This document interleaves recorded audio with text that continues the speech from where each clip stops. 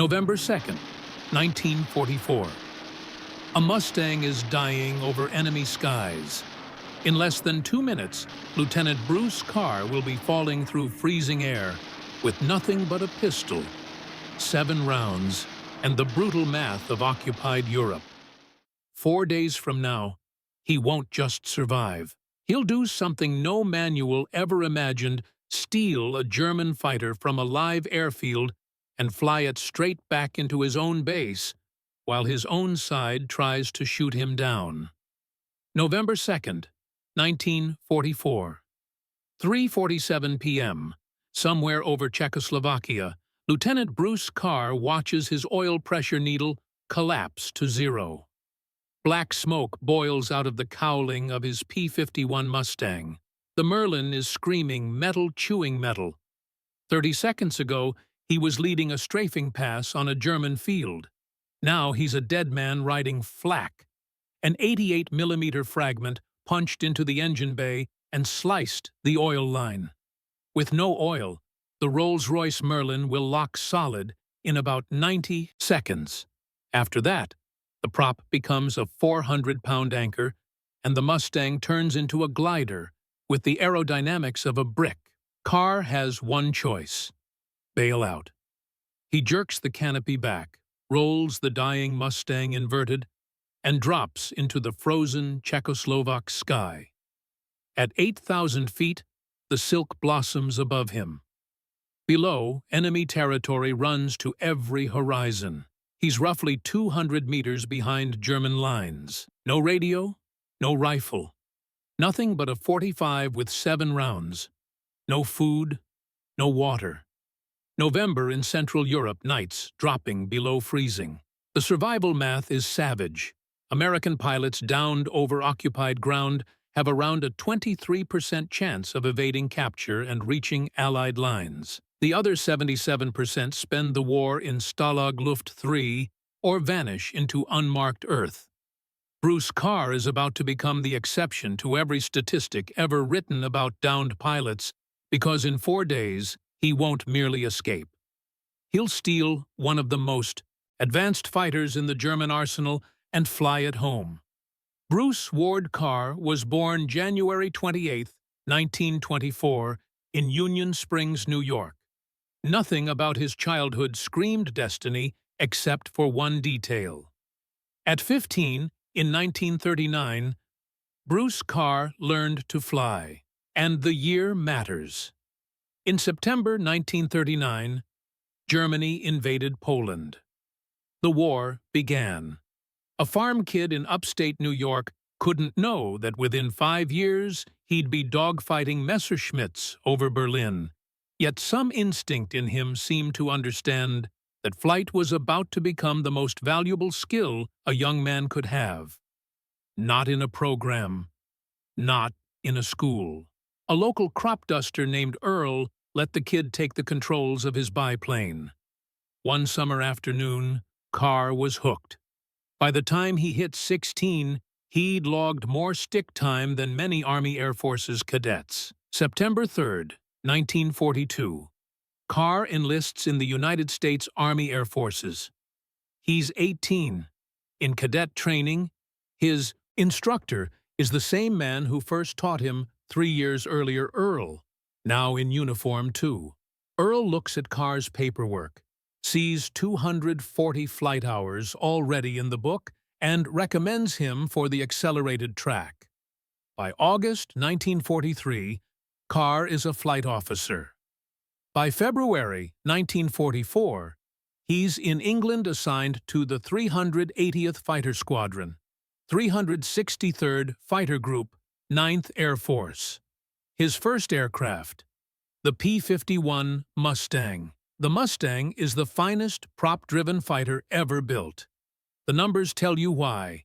Range of roughly 1,650 miles, with drop tanks enough to escort bombers from England to Berlin and back. Top speed around 437 miles per hour at 25,000 feet. Ceiling near 41,900 feet. Armament: 6 50 caliber Brownings with about 1,880 rounds total, enough to shred a bomber in a 2-second burst. Before the P-51 arrived in strength, daylight raids bled catastrophically. The 8th Air Force lost 60 bombers in one mission over Schweinfurt in October 1943. Without escort, B-17s and B-24s were sitting ducks. The Mustang changed the war. American fighters could finally stay with the bombers to the target and back. German pilots called them the long-nosed bastards, and the Luftwaffe began losing experienced men faster than schools could replace them. Carr falls in love instantly. The cockpit fits. The controls answer. The power is addictive. He names his aircraft Angel's Playmate, not knowing that in 8 months he'll be sitting in a cockpit marked in German with a swastika on the tail. March 8, 1944. Flight Officer Carr scores his first engagement. He spots a Messerschmitt Bf 109 and goes after it. The German tries to escape by diving for the deck, skimming treetops. Carr follows. The chase runs for miles. At over 400 miles per hour, both aircraft barely clearing forest. Carr fires, misses. Fires again, one round clips the left wing. The German pilot panics, ejects too low, and the parachute fails to open fully. He hits hard. The 109 slams into a hillside. Carr returns expecting praise. Instead, his commanding officer drags him in. "Carr, most over-aggressive flying I've ever seen. You nearly killed yourself chasing him into the trees. You're being transferred. The kill doesn't count." Technically, Carr didn't shoot the aircraft down, the pilot did. It's the first sign Bruce Carr doesn't think like other men. Where others see recklessness, he sees a door. Where others see limits, he sees suggestions. May 1944. Carr transfers to the 353rd Fighter Squadron, 354th Fighter Group, the Pioneer Mustang Group, first in Europe to fly P-51s in combat. These are elite Mustang pilots. Carr fits. June 17, 1944. 11 days after D-Day, he earns his first official kill, sharing credit for an Fw-190 destroyed over Normandy. 2 months later, he's a second lieutenant. September 12, 1944. His flight strafes a German airfield, wrecking several Ju-88 bombers on the ground.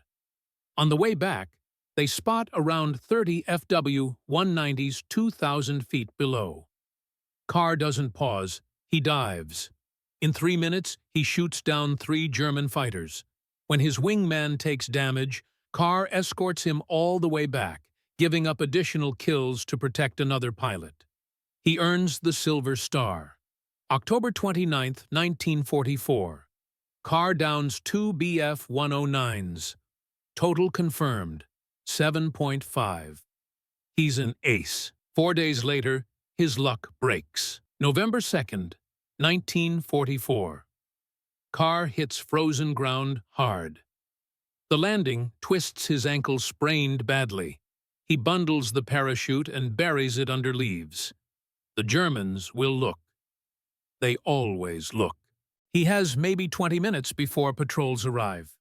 Carr knows the airfield he strafed is roughly 5 miles north.